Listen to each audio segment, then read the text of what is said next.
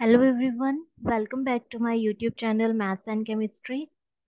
So friends, today in this video we are going to discuss some important questions which I have taken from previous year Master Cadre and Lecture Cadre exams. So without further ado, let's get started. So here our question number 1 is given that A is the set of all parallelograms. A हमें एक set दिया गया which is a collection of all parallelograms and B is the set B is the collection of all rhombus and set C में हमारे पास पड़ी है this is the collection of all squares and D is the set of all trapeziums. ठीक है, then question is which one of the following is true. तो हमें यहाँ पे ये बताना है, यहाँ पे A is a subset of B है, B is a subset of C, या फिर D is a subset of A है, या फिर B is a subset of A है। ठीक है, ये हमें बताना है। तो चलिए फर्स्ट ऑप्शन से स्टार्ट करते हैं। फर्स्ट ऑप्शन कहता है A is a subset of B। क्या ये ट्रू है? ए में क्या पढ़ा है हमारे पास? ए में पढ़ी हैं all types of parallelograms and B में क्या पढ़ी हैं all types of rhombus. So क्या हम ये कह सकते हैं A is a subset of B? कब होगा ए सबसेट बी का? If every element of A is an element of B. तो क्या हर पैरेललोग्राम जो होती है वो रोम्बस होती है? क्या ये ट्रू है? हर पैरेललोग्राम रोम्बस होती है? बिल्कुल भी नहीं, क्योंकि पैरेललोग्राम में हमने ये पढ़ा होता है कि जो ऑपोजिट साइड्स होती हैं वो पैरेलल होती हैं, है ना? ये पढ़ा होता है पैरेललोग्राम में हमने, opposite sides are parallel. But इनकी लेंथ तो कुछ भी हो सकती है ना, ये हम साइड ए ले सकते हैं या बी ले सकते हैं, लेकिन रोम्बस के केस में हमारे पास क्या होता है all sides are equal in length, है ना? सभी साइड्स जो होती हैं उनकी लेंथ इक्वल होती है रोम्बस में। तो हम ये तो बिल्कुल भी नहीं कह सकते every parallelogram is a rhombus. Rhombus में सभी साइड्स इक्वल चाहिए होती हैं, लेकिन पैरेललोग्राम में तो ये साइड्स कुछ भी हो सकती है ना। ऑपोजिट साइड्स पैरेलल होती है और opposite sides equal in length होती हैं, लेकिन इसमें सभी साइड्स इक्वल होती हैं, तो ये ऑप्शन तो हमारा डिस्कार्ड हो जाएगा। नेक्स्ट ऑप्शन कहता है B is a subset of C. Every element of B is every element of B is element of C. क्या ये ट्रू है? बी में पड़ी है हमारे पास रोम्बस और सी में हमारे पास पड़ी है स्क्वायर। तो क्या हर रोम्बस जो होता है वो स्क्वायर होता है? Every rhombus is a square? बिल्कुल भी नहीं, बिकॉज इनमें डिफरेंस क्या है? Every rhombus is a square. क्या ये ट्रू है? नहीं ट्रू है। क्यों? क्योंकि रोम्बस और स्क्वायर में सिमिलैरिटी ये होती है कि इनकी जो साइड्स होती है इनकी लेंथ इक्वल होती है। जैसे यहाँ पे बताया है, ये रोम्बस है हमारे पास, तो इसकी सभी साइड्स इक्वल होंगी, और स्क्वायर में भी ऐसा ही होता है कि साइड्स की लेंथ जो होती है वो इक्वल होती है। तो क्या इससे इतनी इन्फॉर्मेशन से हम कह सकते हैं कि every rhombus is a square? नहीं कह सकते हैं, क्योंकि स्क्वायर में ना एक प्रॉपर्टी और होती है कि इसके जो एंगल्स होते हैं वो कितने होते हैं हमारे पास? 90 degree. Each angle is of 90 degree in a square, but rhombus में ये कंडीशन नहीं होता है। ठीक है, तो हर रोम्बस, तो ये कह सकते हैं कि every rhombus is not a square. ठीक है, तो ये ऑप्शन भी हमारा गलत हो जाएगा। B is not a subset of C. D is a subset of A. क्या ये ट्रू है? D, every element of D is an element of A. ये देख लेते हैं, डी में हमारे पास पड़ी है ट्रेपीजियम्स एंड ए में हमारे पास पड़ी है पैरेललोग्राम। तो क्या हम ये कह सकते हैं every trapezium is a parallelogram? बिल्कुल भी नहीं। ट्रेपीजियम में जो होता है उसमें क्या होता है, one pair of opposite sides is parallel. One pair of opposite sides is parallel. बाकी की जो दो साइड्स होती है वो नॉन पैरेलल होते हैं। ये किस में होता है? ट्रेपीजियम में होता है। ठीक है, ये ट्रेपीजियम में होते हैं। तो क्या ये कह सकते हैं हम every trapezium is a parallelogram? बिल्कुल भी नहीं। ये पैरेललोग्राम तो है ही नहीं, क्योंकि पैरेललोग्राम में क्या होता है, each pair of opposite sides is parallel. जैसे यहाँ पे ये पैरेललोग्राम है तो ये ऑपोजिट साइड ये दोनों पैरेलल होंगी और ये वाली साइड्स दोनों पैरेलल होंगी, लेकिन इसमें ये वाली साइड्स तो पैरेलल है ही नहीं। तो ट्रेपीजियम जो होता है वो every trapezium is not a parallelogram. तो ये ऑप्शन भी हमारा डिस्कार्ड हो जाएगा। तो बचता क्या है हमारा? D option. So D option is correct option. ठीक है, तो यहाँ पे डी ऑप्शन हमारा आंसर होगा। लेकिन यहाँ पे देख लेते हैं दिया क्या हुआ, B is subset of A, यानी every element of B is an element of A. B में है हमारे पास रोम्बस और ए में है हमारे पास parallelogram. Every rhombus is a parallelogram. Yes, ये बिल्कुल ठीक है, क्योंकि रोम्बस में जो होती हैं वो ऑपोजिट साइड्स पैरेलल होती हैं, पैरेललोग्राम में भी ऑपोजिट साइड्स पैरेलल होती हैं हमारे पास। ठीक है, so every rhombus is a parallelogram, यानी B is a subset of A is the right answer here. तो चलिए मूव करते हैं सेकंड क्वेश्चन की तरफ।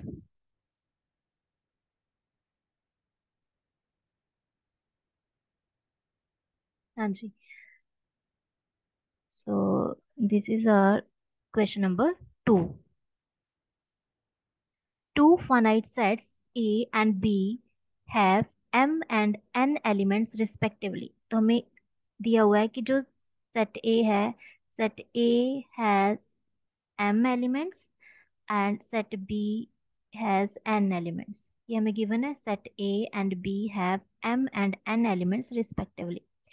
If the total number of subsets of A is 112 more than the total number of subsets of B, then the value of M is.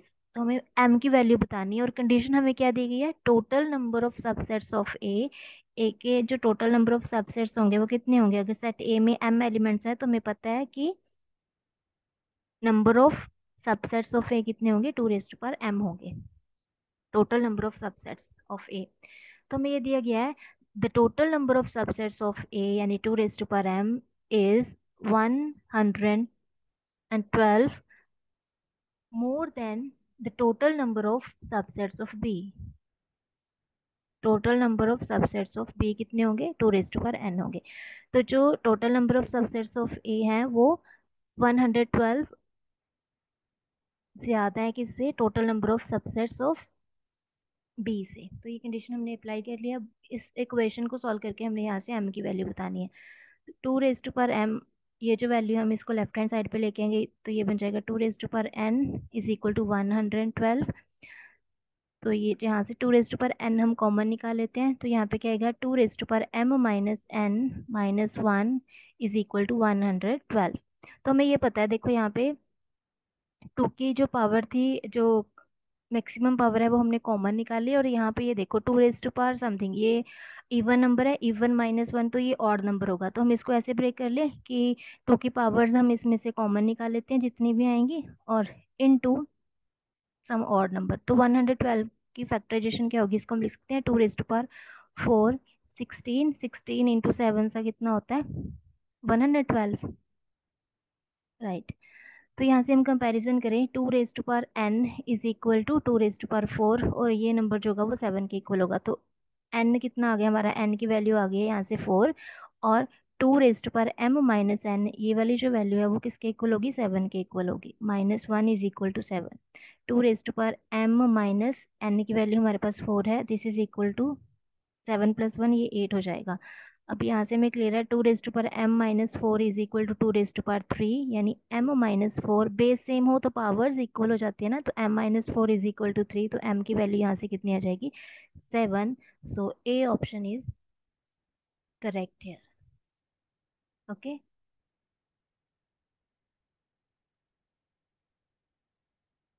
हाँ जी. और next question is question number 3. In a class of 60 students, 25 students play cricket, 20 students play tennis, and 10 students play both the games. The number of students who plays neither game is. ठीक है, तो हमें यहाँ पे क्या दिया गया है, एक क्लास में टोटल कितने स्टूडेंट्स हैं, 60 स्टूडेंट्स हैं. 25 students play cricket, number of students who play cricket are 25 and 20 students play tennis. Number of students who plays tennis are 20 and 10 students play both the games. मतलब intersection, जो cricket भी खेलते हैं tennis भी खेलते हैं, वो कितने स्टूडेंट्स हैं हमारे पास, 10 स्टूडेंट्स हैं.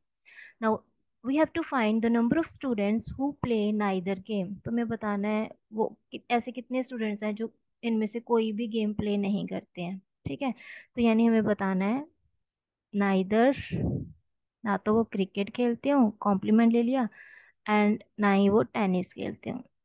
ठीक है, तो यहाँ पे हम डी मॉर्गन्स लॉ अप्लाई करेंगे तो ये होता है C union T the complement. ठीक है, ये होता है. तो हमें इसका कॉम्प्लीमेंट निकालना है. कॉम्प्लीमेंट के लिए तो यहाँ पे हमें पता होता है किसके इक्वल होता है, number of elements in universal set minus number of elements in C union T, है ना. तो सी यूनियन टी में कितने एलिमेंट्स होंगे, हमें फॉर्मूला पता होता है. सी यूनियन टी का formula number of elements in C plus number of elements in T minus number of elements in C intersection T. ठीक है, तो ये कितना आ जाएगा हमारे पास, this is 45 minus 10, this is 35। और हम यहाँ पे पुट कर देंगे value N. Total number of students कितने थे, 60, यानी यूनिवर्सल सेट में हमारे पास कितने एलिमेंट्स हैं, 60। And number of elements in C union T कितने हैं, 35। तो हमारा आंसर कितना आ जाएगा, 25। So D option is correct answer here.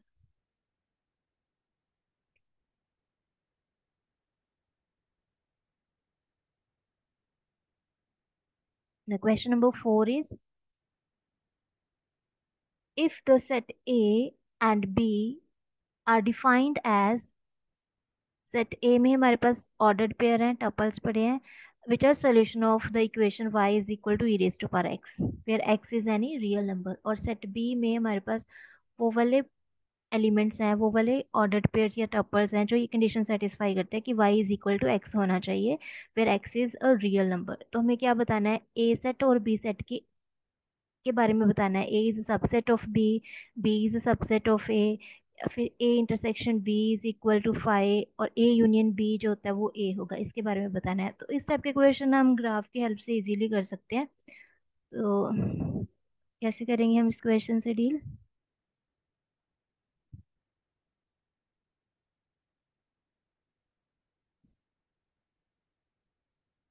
हाँ जी, तो ए सेट में हमारे पास किस टाइप के एलिमेंट है, Y is equal to E raise to power X को जो सेटिस्फाई कर रहे हैं, इस इक्वेशन के सोल्यूशन होंगे। अगर हम इसको ड्रॉ करें ये वाले ग्राफ को, y is equal to E raise to power X, तो हमें पता है जब आप x की वैल्यू जीरो पुट करोगे तो इसका आंसर वन आएगा, जब आपने x को जीरो पुट किया तो वन आंसर आया। और हमें पता है ई रेज टू पावर एक्स, जैसे जैसे आप x को इंक्रीज करोगे, इन्फिनिटी की तरफ लेके जाओगे, तो ये e raise to power infinity infinite की तरफ जाएगा ना। जैसे जैसे आप x इंक्रीज करोगे y भी इंक्रीज होता जाता है। तो ये इसका ग्राफ ऐसे जाएगा। ठीक है, और सेकेंड सेट बी में हमारे पास क्या दिया गया है, those elements which are solution of y is equal to x। y is equal to x is a straight line which passes through the origin। तो ये जो है स्ट्रेट लाइन वो हमारा ऐसे जाएगा। ठीक है, तो क्या हम यहाँ से कह सकते हैं a is a subset of b।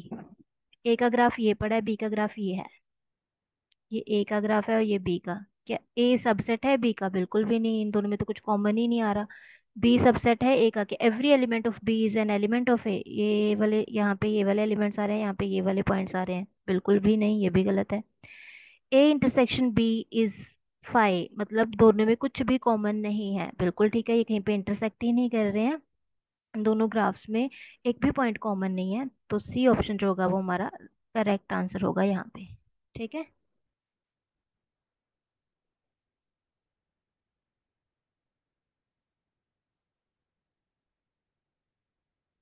हाँ जी, next question is,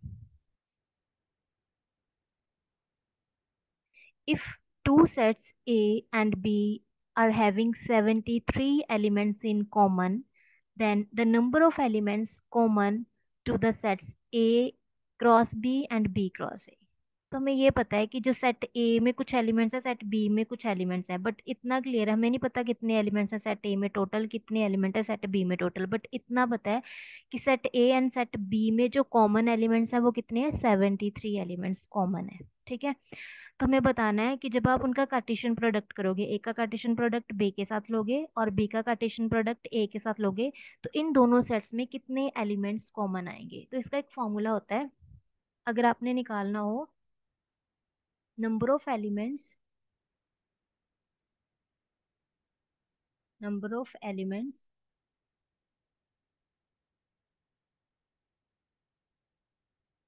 common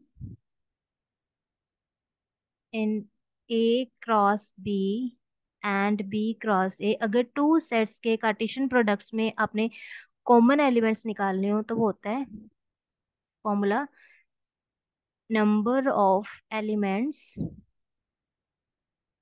common in A and B raise to power two. ठीक है, ये फॉर्मूला होता है। तो हमें पता है ए एंड बी में कितने एलिमेंट्स कॉमन है, 73 एलिमेंट्स कॉमन है, 73 द स्क्वायर। सो कहाँ पे दिख रहा है 73 the square, option B is the correct answer है। तो ये फॉर्मूला आप याद रख सकते हो, तो इस टाइप के क्वेश्चन से फिर हम इजीली डील कर सकते हैं।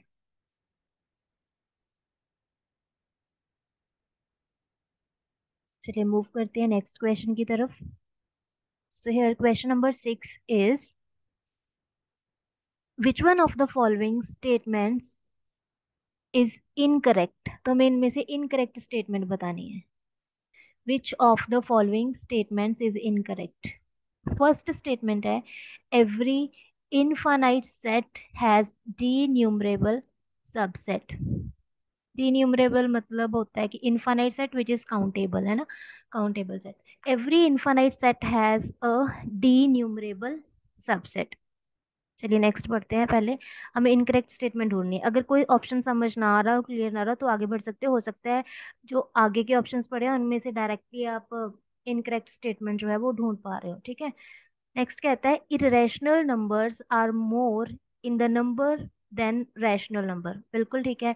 इरेशनल नंबर्स जो होते हैं वो ज्यादा होते हैं किससे, रैशनल नंबर से। क्योंकि जो रैशनल नंबर्स होते हैं वो काउंटेबल होते हैं, और जो इरेशनल नंबर्स होते हैं वो अनकाउंटेबल होते हैं। और अनकाउंटेबल सेट की कार्डिनैलिटी ज्यादा होती है हमेशा किससे, काउंटेबल सेट की कार्डिनैलिटी से। सो ये तो बिल्कुल ठीक है। Irrational numbers are more in number than the rational number, ये तो करेक्ट है। हमें बतानी है इनकरेक्ट ऑप्शन, तो ये तो आंसर नहीं हो सकता क्योंकि ये तो करेक्ट ऑप्शन है। Rational numbers are more in the numbers than irrational number, ये तो गलत हो गया।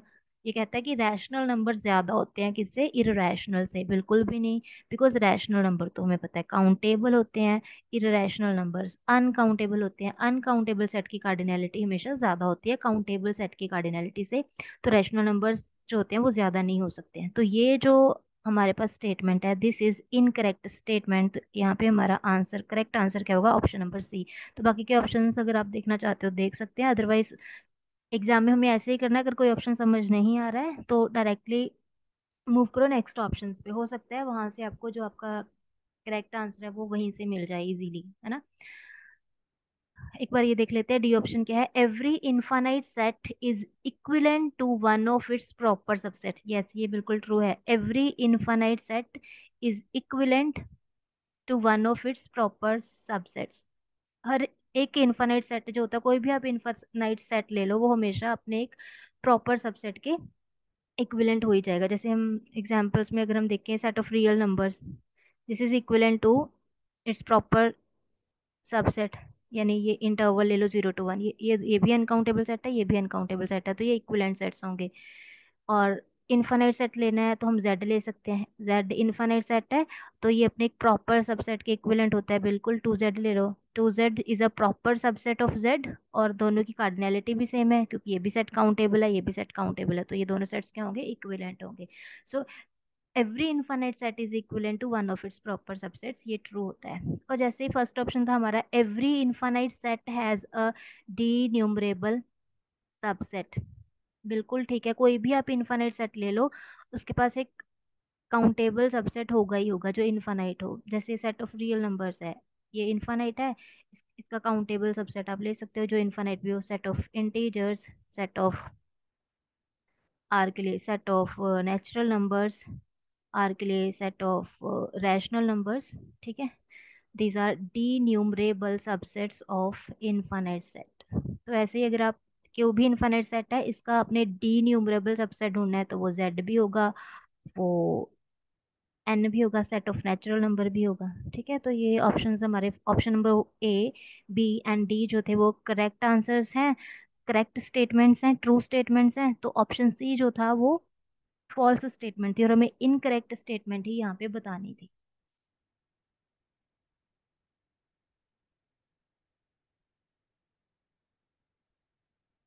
हाँ जी।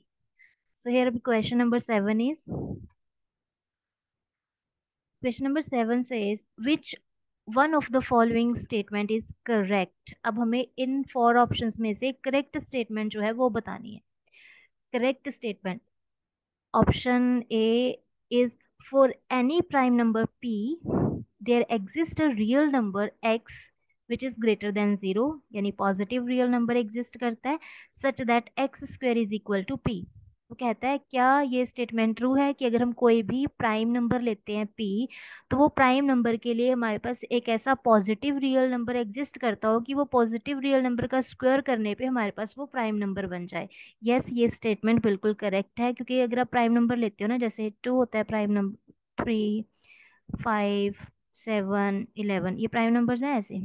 तो हर एक प्राइम नंबर के लिए वो कहता है क्या एक पॉजिटिव रियल नंबर आप ढूंढ सकते हो जिसका स्क्वायर करके ये बन जाए। बिल्कुल, इसका स्क्वायर रूट ले लो, √2 ये रियल नंबर है, पॉजिटिव भी है, इसका स्क्वायर करोगे तो पी मिल जाएगा ना आपको। ये एक्स हो गया हमारा, एक्स का स्क्वायर करोगे तो ये मिल गया।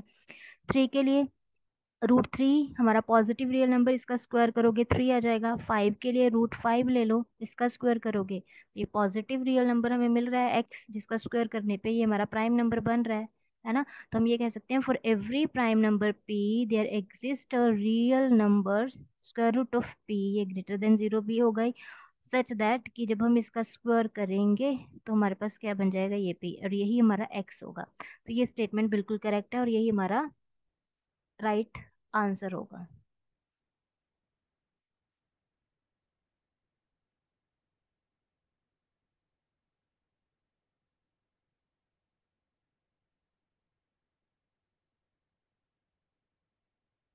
सो option A is correct answer है। बाकी के ऑप्शंस एक बार देख लेते हैं। If x is a rational and y is irrational then x plus y may be rational. वो कहता है अगर हम एक रैशनल और एक इरेशनल नंबर को ऐड करते हैं तो उसका आंसर कभी कभी रैशनल भी हो सकता है। बिल्कुल, लेकिन ये बिल्कुल ट्रू नहीं है, क्योंकि जब भी हम एक rational number, sorry irrational number में एक रैशनल नंबर ऐड करते हैं तो हमेशा हमारा जो आंसर आएगा ये क्या होगा, इरेशनल नंबर ही होगा। रैशनल में इरेशनल ऐड करते हैं तो आंसर हमेशा हमारा क्या आएगा, इरेशनल नंबर ही आएगा। So if x is rational y is irrational, वो कहता है सम जो होगा वो रैशनल भी हो सकता है, लेकिन ये स्टेटमेंट ट्रू नहीं है। The supremum and infimum of a set always belongs to the set. Supremum और इनफीमम जो होता है सेट का वो हमेशा सेट में बिलोंग करता है, ये स्टेटमेंट भी ट्रू नहीं है। आप ये ले लो सेट ओपन इंटरवल 0 to 1, ठीक है, इसका जो सुप्रीमम होता है वो 1 होता है और जो इनफीमम होता है वो 0, लेकिन वो सेट में तो नहीं है। तो सुप्रीमम और इनफीमम जरूरी नहीं होते कि वो सेट में हो, तो सी ऑप्शन भी गलत हो जाएगा। एंड डी ऑप्शन कहता है if x and y are real numbers then mod of x minus y is less than equal to modulus of mod of x minus mod of y. ये statement भी true नहीं है, क्योंकि जो ये inequality होती है ना वो ट्रू वाली ये होती है, mod of x minus mod of y the mod is less than equal to mod of x plus minus y, ये इसके इक्वल होता है। अब इसको ये इनकरेक्ट है, ये कैसे चेक करें, आप एग्जाम्पल की हेल्प से इजीली इसको चेक कर सकते हो। जैसे कि यहाँ पे वैसे में हमारा करेक्ट ऑप्शन मिल चुका है, जो आंसर था हमारा ऑप्शन नंबर ए। तो एग्जाम में हमने ये चेक करके नहीं देखना है, हमें अपना करेक्ट आंसर मिला तो हम आगे बढ़ जाएंगे, ठीक है। तो अभी हमारे पास टाइम है तो हम चेक कर लेते हैं ऑप्शन नंबर डी जो है वो इनकरेक्ट क्यों है। अगर हम एक्स को ले लें 1 और वाई को ले लें -2, एक्स और वाई रियल नंबर्स थे तो ये रियल नंबर ही है। पुट करके देखो लेफ्ट हैंड साइड में,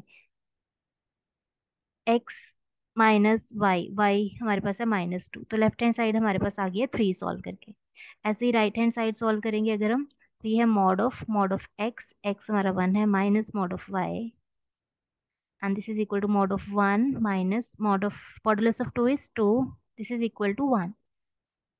तो यहाँ से ये कहता है left hand side is less than equal to right hand side, तो क्या 3 लेस देन इक्वल टू है 1 के, बिल्कुल भी नहीं है। तो ये जो हमारा स्टेटमेंट है ये करेक्ट नहीं है, तो हमें इनमें से करेक्ट स्टेटमेंट बतानी थी, वो हमारा ऑप्शन ए ही है। बाकी के ऑप्शंस जो है हमारे वो डिस्कार्ड हो रहे हैं। क्लियर?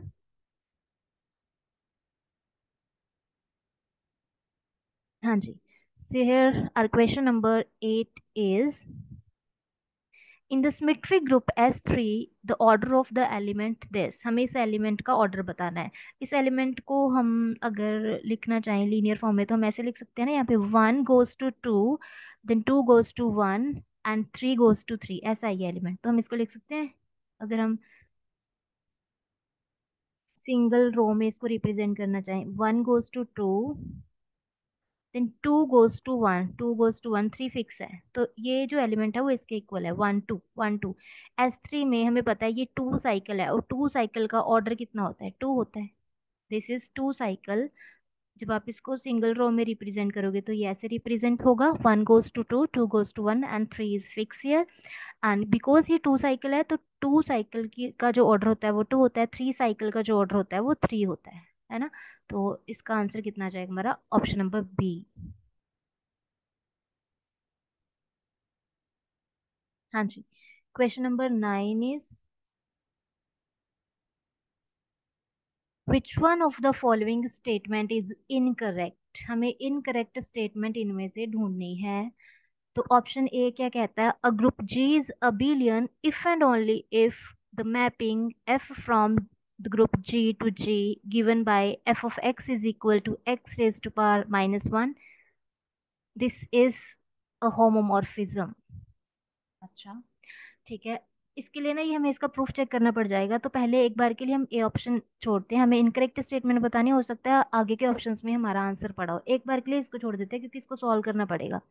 अगर आपको डायरेक्ट रिजल्ट याद है फिर तो हम आंसर बता सकते हैं, अदरवाइज एक बार के लिए होल्ड कर लेते हैं ए ऑप्शन पे, बाकी के ऑप्शंस में से हो सकता है हमें आंसर मिल जाए।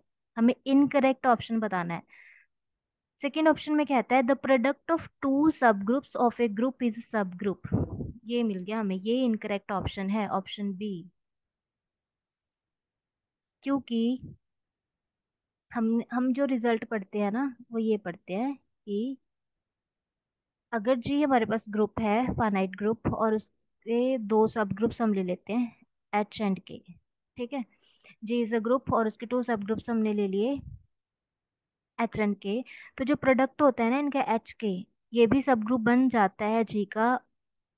बट इसके लिए कंडीशन क्या होती है, इसके लिए कंडीशन हमारे पास होती है कि अगर एच के जो है वो के एच के इक्वल हो।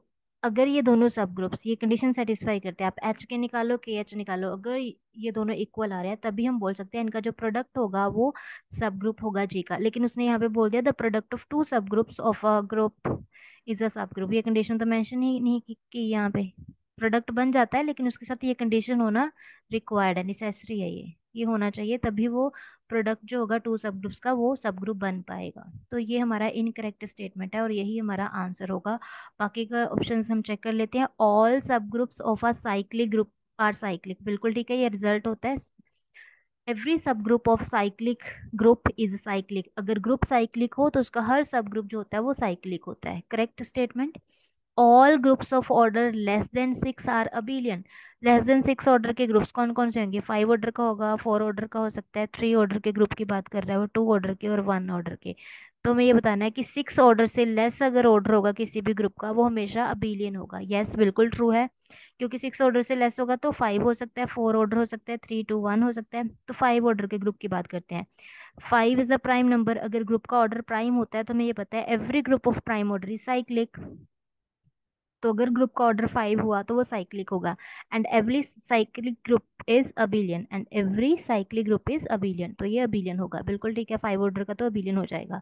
4 ऑर्डर का ग्रुप, इसके बारे में बात करते हैं। जो 4 ऑर्डर का ग्रुप है वो ऐसा नहीं इस फॉर्म का नहीं है, p square where p is prime number.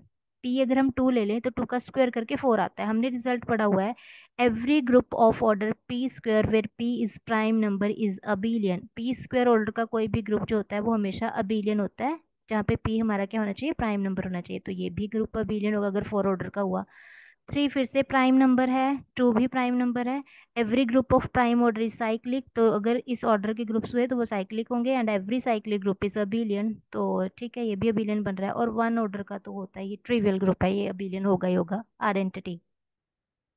ठीक है, तो all groups of order less than 6 are abelian. 6 से कम ऑर्डर के कोई भी आप ग्रुप लोगे वो हमेशा अबिलियन बन जाता होता है। तो ये भी करेक्ट ऑप्शन है, ये भी करेक्ट ऑप्शन है। ऑप्शन ए भी हमारा करेक्ट है क्योंकि हम इनकरेक्ट आंसर जो है ऑप्शन वो हम ढूंढ चुके हैं। फिर भी अगर आप करना चाहते हो ऑप्शन ए का प्रूफ तो वो हम कर लेते हैं, ठीक है। अगर करेक्ट स्टेटमेंट ही आ गई कभी और यही ऑप्शन करेक्ट हुआ बाकी इनकरेक्ट हुए तो हमें पता होना चाहिए ना कि ये कैसे ट्रू है। इसमें प्रूफ क्या करना है, a group G is abelian if and only if the mapping f from G to G defined by f of x is equal to x inverse is a homomorphism। तो एक बार हम late कर लेते हैं, let G is abelian group, G is a abelian group। Proof क्या करना है कि हमारे पास एक मैपिंग है जो हमने जी टू जी डिफाइन की हुई है। कैसे? F of x is equal to x inverse. Proof क्या करना है? This f is a homomorphism. हमें इसको होमोमॉर्फिज्म दिखाना है, ग्रुप होमोमॉर्फिज्म। तो स्टार्ट करते हैं। Let x comma y belongs to G be any two arbitrary elements of this group, then f of x y। यहाँ से स्टार्ट करते हैं। तो जब हम फंक्शन में x पुट करते हैं तो आंसर आता है x इनवर्स। अगर हमने एक्स वाई पुट किया तो आंसर क्या आएगा? X y the whole inverse. और इनवर्स की ये प्रॉपर्टी होती है कि ये ऐसे ओपन होता है रिवर्स ऑर्डर में, y inverse into x inverse. तो अगर x इनवर्स को एफ एक्स लिख सकते हैं तो y इनवर्स को क्या लिख सकते हैं? एफ वाई लिख सकते हैं। y इनवर्स को हमने यहाँ पे लिख दिया एफ वाई। एक्स इनवर्स की वैल्यू हमारे पास यहाँ पे कितनी है? एफ एक्स है। बिकॉज जी इज अबिलियन, और हमें पता है क्योंकि एक्स जी का एलिमेंट था तो एफ एक्स यहाँ पे जी में जाएगा, वाई यहाँ का एलिमेंट था तो एफ अप्लाई किया तो एफ वाई भी जी में जाएगा, और जी अबिलियन ग्रुप है। अबिलियन ग्रुप की प्रॉपर्टी क्या होती है? हम इनको इंटरचेंज कर सकते होते हैं, तो इसको हम लिख सकते हैं F x into F y. यहाँ पे हमने कंडीशन यूज कर ली because G is abelian. G abelian है तो हम इसको ऐसे लिख सकते हैं। तो हो गया प्रूफ कि f is group homomorphism. F of x y is equal to f of x into f of y. So this implies F is group homomorphism। ठीक है, तो हम अबिलियन मान के चले थे और प्रूव कर दिया कि ये जो F हमने फंक्शन डिफाइन किया है वो होमोमॉर्फिज्म है, क्योंकि ये if and only if condition है। तो अब नेक्स्ट हमने क्या करना होगा, एक बार अब हम लेट कर लेते हैं।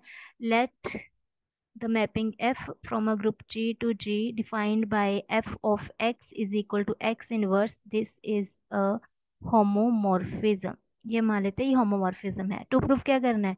G इज अबिलियन, हमें G को अबिलियन ग्रुप दिखाना है। अबिलियन के लिए हम क्या करते हैं? Let x comma y belongs to G. ठीक है, तो अगर एक्स जी में है तो जब हम एफ एक्स अप्लाई करेंगे, एफ अप्लाई करेंगे एक्स पे, तो इसका आंसर क्या आ जाएगा? एक्स इनवर्स वाई आपने जी में लिया है तो एफ वाई का आंसर कितना आ जाएगा? हमारा वाई इनवर्स आ जाएगा। प्रूफ क्या करना है? जी इज अबिलियन, तो उसके लिए हमें क्या दिखाना है? X y is equal to y x, ये प्रूव करना है। हाँ जी, तो यहाँ पे एफ एक्स एक्स इनवर्स के इक्वल, एफ वाई वाई इनवर्स के, तो हम यहाँ से स्टार्ट कर लें। X inverse y inverse, x inverse की वैल्यू डाल देते हैं यहाँ पे एफ एक्स है, वाई इनवर्स की वैल्यू डाल देते हैं यहाँ पे एफ वाई है। Because f is group homomorphism तो ये कंबाइन हो सकता है ना, एफ ऑफ एक्स वाई लिख सकते हैं। अब अगर एफ एक्स का आंसर एक्स इनवर्स है तो एफ ऑफ एक्स वाई का आंसर क्या होगा? एक्स वाई द इनवर्स होगा। तो इसको अगर हम ओपन कर दें रिवर्स ऑर्डर में ओपन होगा, वाई इनवर्स एक्स इनवर्स। तो हमारे पास क्या आ चुका है? X inverse y inverse is equal to y inverse x inverse. तो ये रिवर्स ऑर्डर में ओपन हुआ होगा ना, तो ये ऐसे होगा f y x the whole inverse, और ये तुम्हें पता ही है क्या था, ये x y the whole inverse. Inverse apply कर दे दोनों साइड, क्योंकि ये एक्स वाई जो है वो ग्रुप के एलिमेंट है और ग्रुप में इनवर्स तो एग्जिस्ट करता है, ये दोनों ही साइड इनवर्स अप्लाई कर देते हैं। टू टाइम इनवर्स हो जाएगा ना, इनवर्स द इनवर्स। तो ये वाई एक्स के इक्वल आ जाएगा और ये एक्स वाई के इक्वल आ जाएगा by applying inverse on both sides. तो यहाँ से हमने प्रूव कर दिया x y is equal to y x for all x y belongs to G. This implies G is abelian group. तो ऑप्शन ए जो था हमारा करेक्ट आंसर था, ऑप्शन बी इनकरेक्ट। तो तभी हमारा ऑप्शन बी जो होगा वो राइट आंसर होगा, क्योंकि हमें यहाँ पे क्वेश्चन में इनकरेक्ट स्टेटमेंट पूछा गया था। आई होप ये क्वेश्चन आपको क्लियर हो गया होगा। हाँ जी, तो मूव करते हैं नेक्स्ट क्वेश्चन की तरफ। सो आज के लेक्चर का ये लास्ट क्वेश्चन है, question number 10। Which one of the following statement is correct. अब हमें ये फोर स्टेटमेंट्स दी गई हैं, इनमें से हमें करेक्ट स्टेटमेंट जो है वो बतानी है। करेक्ट फर्स्ट स्टेटमेंट है, if a and b are elements of a group G of order M and n. हमें दिया गया है कि ए और बी जी जो है वो जी ग्रुप के एलिमेंट्स हैं of order M and N. A का ऑर्डर हमें एम दिया गया है, बी का ऑर्डर एन दिया गया है।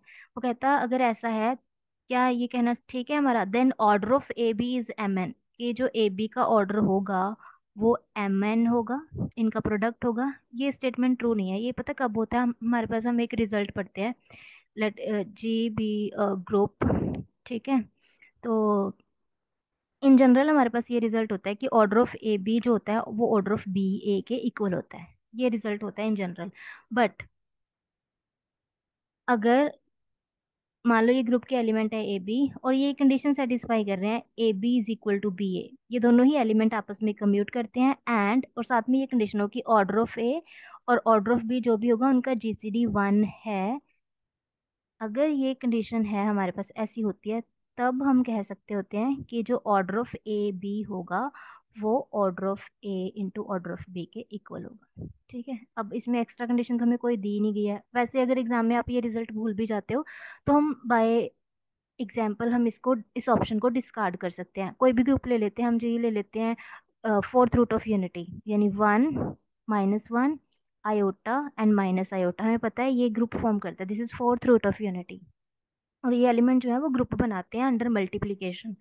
तो इसमें से अगर हम क्या ले लेते हैं, हमारा ये हो गया जी ग्रुप ले लिया, इसमें से हमें टू एलिमेंट्स लेने हैं, तो हम मान लेते हैं ए हमारा जो है वो -1 है और बी हमारा जो है वो आयोटा है। ठीक है, तो -1 का ऑर्डर कितना होता है, -1 को कितने टाइम ऑपरेट करोगे, मल्टीप्लाई करोगे कि आइडेंटिटी एलिमेंट यानी 1 आ जाए। तो हमें पता है -1 को 2 टाइम्स करेंगे तो हमारे पास 1 आ जाएगा आइडेंटिटी एलिमेंट। तो ऑर्डर ऑफ ए हमारे पास कितना है, 2 है, और ए का ऑर्डर हमें m दिया गया तो ये हमारी m की वैल्यू होगी।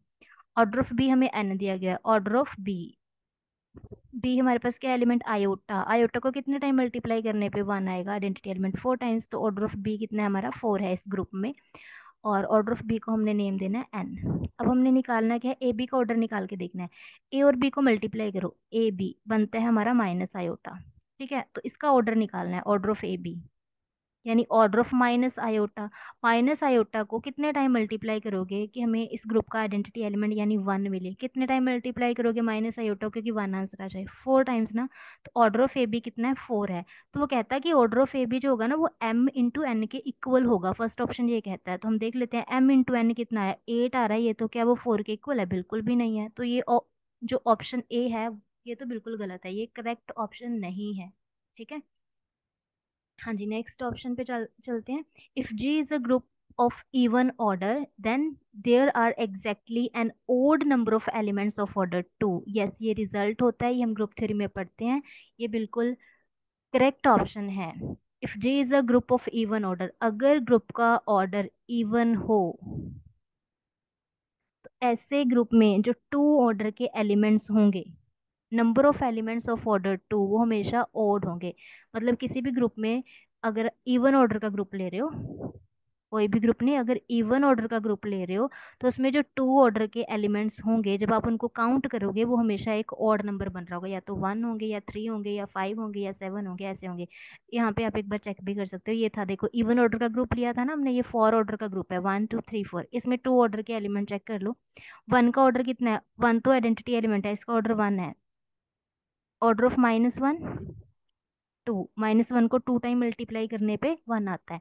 ऑर्डर ऑफ आयोटा कितना है, 4 है, ऑर्डर ऑफ माइनस आयोटा भी कितना है, 4 है।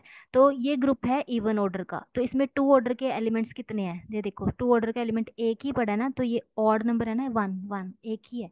तो कोई भी ग्रुप अगर आप इवन ऑर्डर का लेते हो तो उसमें 2 ऑर्डर के जो एलिमेंट्स होंगे उनकी काउंटिंग जब आप करोगे तो वो हमेशा ऑड नंबर आएगी। ओके, ये रिजल्ट होता है, ये याद होना चाहिए। हाँ जी, नेक्स्ट ऑप्शन, बस हमें करेक्ट ऑप्शन चाहिए था वो हमें मिल चुका है, बाकी दोनों इनकरेक्ट है, चेक कर लेते हैं। If G is a group such that each of its proper subgroup is cyclic then G is abelian. गलत, कैसे, ये कहता if G is a group such that each of its proper subgroup is cyclic then G is abelian. वो कहता जी का अगर हर एक proper सब ग्रुप जो आप ले रहे हो अगर वो क्या है, साइक्लिक है, तो कहता देन जी पक्का अबेलियन होगा। ये गलत है, इसके लिए हम काउंटर एग्जांपल दे सकते हैं। ग्रुप ले लेते हैं हम एस थ्री, इसका ऑर्डर कितना होता है, S3 का ऑर्डर कितना होता है, 6 होता है, इसमें 6 एलिमेंट्स होते हैं। तो इसके जो सब ग्रुप बनते हैं ना, इसमें एक 1 ऑर्डर का सब ग्रुप होता है, 2 ऑर्डर के भी सब ग्रुप्स होते हैं, इसके पास 3 ऑर्डर के भी सब ग्रुप्स होते हैं। ठीक है, प्रॉपर सब ग्रुप 6 ऑर्डर का तो वैसे भी यहाँ पे प्रॉपर सब ग्रुप्स की बात की गई है, तो 1 ऑर्डर का हम लेंगे नहीं, क्योंकि 1 और जो 6 ऑर्डर का सब ग्रुप होता है उसको तो हम इम्प्रॉपर में काउंट करते हैं। ठीक है, जो खुद होगा ये 6 वाला, तो इसमें बचे 2 ऑर्डर के सब ग्रुप्स होंगे और 3 ऑर्डर के सब ग्रुप्स होंगे। और 2 हमें पता है कि प्राइम नंबर है, every group of prime order is cyclic. तो इसका जो थ्री ऑर्डर का सब ग्रुप होगा, थ्री भी प्राइम नंबर है, every group of prime order is cyclic.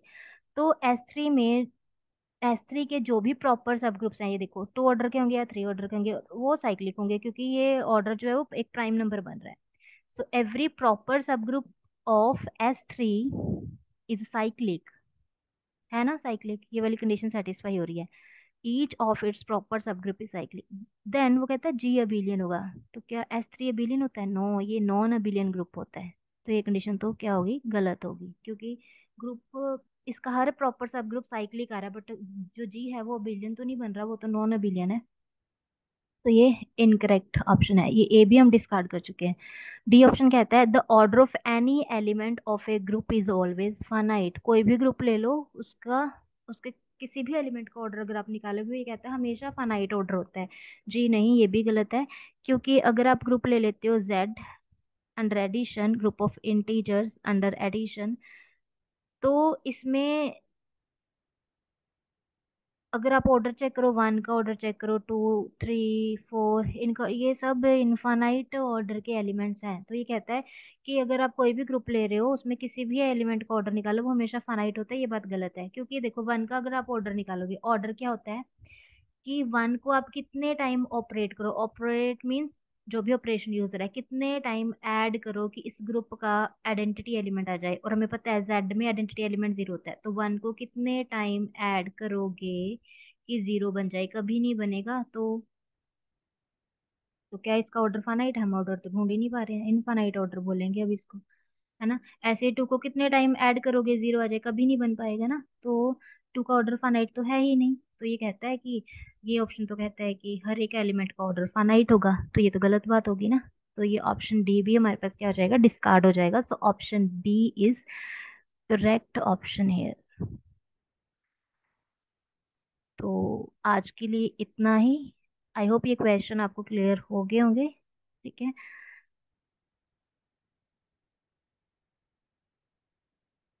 हाँ जी। तो इसके आगे के क्वेश्चंस अब हम नेक्स्ट वीडियो में डिस्कस करेंगे। Thanks for watching.